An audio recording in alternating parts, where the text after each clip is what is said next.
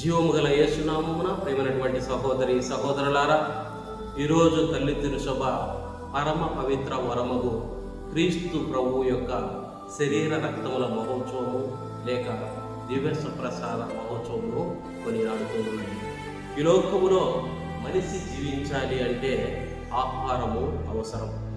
ఆహారము లేనిదే మనిషి జీవించడము అసాధ్యము. అందుకేనేమో ఆహారము లేక అన్నమును పరబ్రహ్మ స్వరూపమని మనిషిని బ్రతికిస్తుందని నమ్ముతాము. క్రీస్తు ప్రభువు మనుషుల శరీర ఆకలిని తీర్చడం మాత్రమే కాకుండా ఆత్మ ఆకలిని కూడా తీర్చుటకు తన్ను తానే భోజనంగా ఇచ్చుకొని మానవాళిని పోషిస్తూ ఉన్నాడు. కనుక దివ్య ప్రసాదములో క్రీస్తు ప్రభు సజీవుడై ఉన్నాడు అన్న సత్యమును అనుమాత్రము సంశయం లేకుండా నమ్మి విశ్వాసముతో దివ్య భోజనమును స్వీకరించినప్పుడు అది మన ఆత్మకు దివ్య ఆహారమై మనల్ని జీవముతో నింపుతుంది. దివ్య ప్రసాదం యేసు ప్రభు తాను చేసినటువంటి అద్భుతాలలోకెల్లా గొప్ప అద్భుతం అని తత్వవేత్త వేద పండితుడు పునీత థోమస్ అక్వినాసు అన్నారు. యేసు ప్రభు ఈ లోకంలో అనేక అద్భుతాలను చేశాడు. కుంటి వారికి నడక, గుడ్డి వారికి చూపు, చెవిటి వారికి వినికిడి, మూగవారికి మాట, రోగులకు స్వస్థత, వ్యాధి బాధల నుండి విముక్తి, మరణించినటువంటి వారిని సహితము బ్రతికించాడు. కానీ ఆయన చిట్ట చివర చేసినటువంటి మహా అద్భుతము, గొప్ప అద్భుతము దివ్య ప్రసాదమును స్థాపించడం. కానీ కడరా భోజన సమయంలో రొట్టెను తీసుకొని ఇది నా శరీరము భుజించండి అని చెప్పడము, ద్రాక్షారసమును తీసుకొని ఇదిగో ఇది నా రక్తము మీరు పానం చేయండి అని గొప్ప అద్భుతాన్ని యేసు ప్రభు చేశాడు.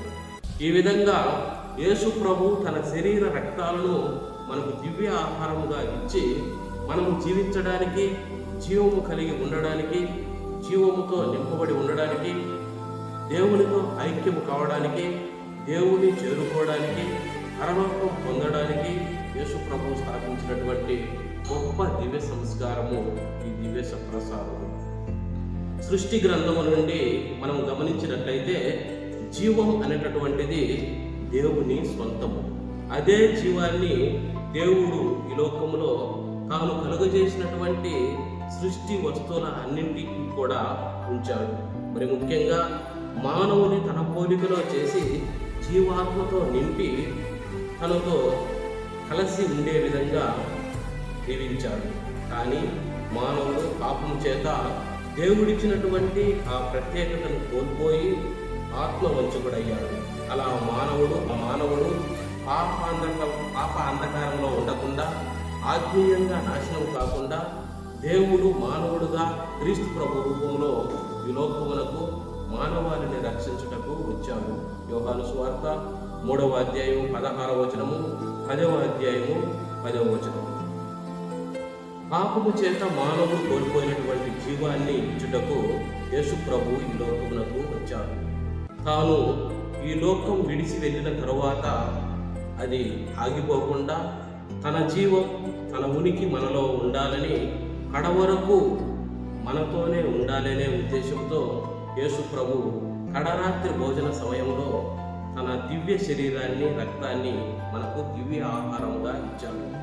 గురువు సమర్పించే ప్రతి దివ్య విందు ద్వారా ఆ సజీవుడైనటువంటి క్రీస్తు మనలోనికి వేంచేసి వస్తూ ఉన్నాడు.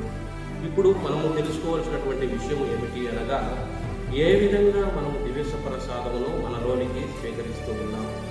మన ఆత్మకు భోజనంగా మార్చుకుంటూ ఉన్నామా? అయోగ్యంగా స్వీకరిస్తూ ఉన్నామా? యోగ్యంగా స్వీకరిస్తూ ఉన్నామా అన్న విషయాన్ని ఈనాటి 2వ పట్టణం ద్వారా పునీత పౌలు గారు ప్రశ్నిస్తూ ఉన్నాడు. దివ్య ప్రసాదం స్వీకరించేటటువంటి వారిలో అనైక్యత, విభేదాలు ఉండకూడదు అని పౌలు గారు కొరింథీయుల ప్రజలకు తెలియజేస్తూ ఉన్నాడు. ఎందుకంటే దివ్య ప్రసాదం అనేటటువంటిది ప్రేమ ఐక్యతలకు గుర్తు. కొరింథీ ప్రజలు వారిలో వారికి విభేదాలు, భేదాభిప్రాయాలు వారిలో ఉంటూ ఉన్నవి. వారు కొందరు బయటకు వెళ్ళిపోవడము, కొందరు అయోగ్యంగా స్వీకరించడము, తరువాత జంతువులలో పాల్గొనడము, ఇలాంటి సందర్భంలో దివ్య ప్రసాదమును పునీత పౌలు గారు ఒక సాధనముగా ఎంచుకుంటూ మీలో ఐక్యత ఉండాలి, మీలో ప్రేమ ఉండాలి అని తెలియజేస్తూ ఉన్నాడు. కొరింథీయులకు రాసినటువంటి మొదటి లేఖ 1వ అధ్యాయం 10వ వచనము మరియు 3వ అధ్యాయం 16వ వచనం. దివ్య ప్రసాదమును స్వీకరిస్తున్నామంటే మనస్పర్ధలను పక్కన పెట్టి ప్రేమ ఐక్యతతో దివ్య ప్రసాదమును స్వీకరించినప్పుడు మాత్రమే అది మనలో పనిచేస్తుంది. మనం దివ్య ప్రసాదమును స్వీకరించినప్పుడు మనం ఆ ప్రభువుగా మారుతున్నామంటే ఆయనలా మాట్లాడాలి, చూడాలి, యథార్థ హృదయము కలిగి ఉండాలి. ఇవి జరగకపోతే మనం అయోగ్యంగా దివ్య ప్రసాదమును స్వీకరించినట్లే. మనం ప్రభువులా జీవించడం లేదంటే దివ్య ప్రసాద ప్రభావము మనలో పనిచేయడం లేదని అర్థము.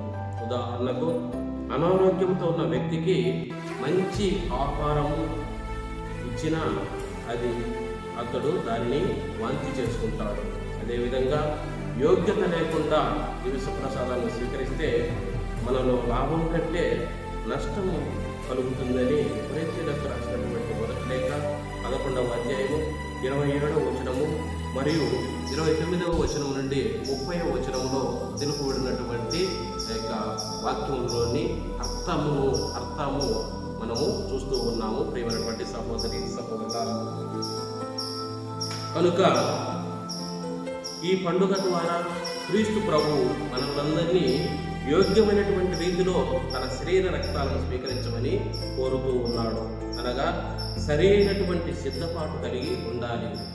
అనారోగ్యముతో మనం వైద్యుని సంప్రదిస్తే అతను వెంటనే వైద్యము చేయడు. ఆ వైద్యానికి మనల్ని సిద్ధపరుస్తాడు, పరీక్షలు చేస్తాడు. అదేలాగున దివ్య ప్రసాదమును స్వీకరించే ముందు మనం ఎలా జీవిస్తూ ఉన్నామో, మన ఆధ్యాత్మికమైనటువంటి జీవిత పరిస్థితి ఎలా ఉన్నదో ఆత్మపరిశీలన చేసుకొని అటు పిమ్మట దివ్య ప్రసాదమును స్వీకరించాలి. ఒకవేళ పాపములో ఉంటే పాప సంకీర్తనము అనే దివ్య సంస్కారం ద్వారా పాప మన్నింపును, దైవ కృపను పొంది దివ్య ప్రసాదమును స్వీకరించాలి. అలా యోగ్యంగా స్వీకరించడం ద్వారా ఆయన ప్రతిరూపాన్ని మనలో చూడగలము. యోహాను సువార్త 6వ అధ్యాయం 57వ వచనంలో తెలియపరిచినటువంటి విధంగా, జీవము గల తండ్రి నన్ను పంపెను, నేను తండ్రి మూలమున జీవించున్నాను, అట్లే నన్ను పూజించువాడు నా మూలమున జీవించును. కనుక దివ్య ప్రసాదం ద్వారా ప్రభువుని స్వీకరిస్తున్నటువంటి మనము ప్రభు మూలముగా జీవించాలి. అనగా పవిత్రత, ప్రేమ, క్షమాపణ, ఐక్యత, అన్యోన్యత కలిగి మనము జీవించాలి. ఆ విధంగా జీవించటకు కావలసినటువంటి శక్తిని ప్రభు మనకు దయచేయాలని ఈ పవిత్రమైనటువంటి దీవులో ప్రభుని ప్రార్థన చేస్తాం. పిత, పుత్ర, పవిత్రాత్మ నామమున ఆమేన్.